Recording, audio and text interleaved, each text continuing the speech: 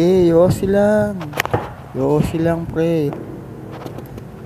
Sige, yosi lang, pre. Yosi lang. Sarap yan. Hindi mo ba alam? Yang yosing yan, ang mga biktima ng kamatayan mo.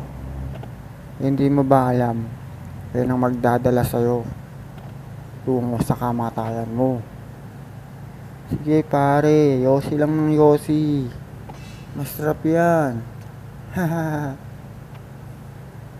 Baka gusto mo matulad dito. Ako, naranasan ko na yan. At nakita ko na mga mangyayari. Dahil una pa lang ako nag-yosi. Nakaramdam na ako ng takot sa buhay ko. Lahat ng problema sa buhay ko, kasabay na ng yosi yan.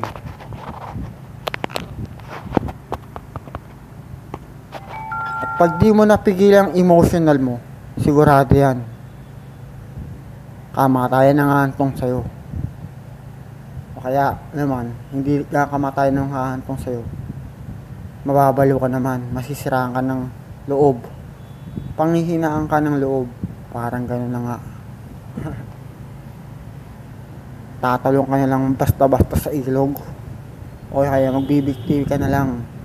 Dahil si Yosi, trader yan, malakas ang impluwensya niyan. Susuhulan ka niya ng susuhulan hanggang mamatay ka na. Ganun yun. Kaya pwede tigilan mo yan. Kaya mong tigilan yan. Ito ngayon ako, magsalita ka ngayon, pare. Tigilan mo yan. Hindi na masama, hindi na tama yung ginagawa nyo.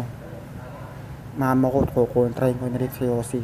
Dahil ayoko siya nakikita na nahihirapang huminga.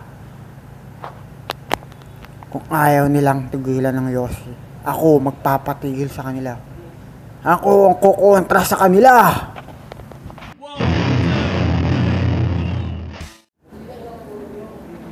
Huwag ka nang maging biktima ng Yosi.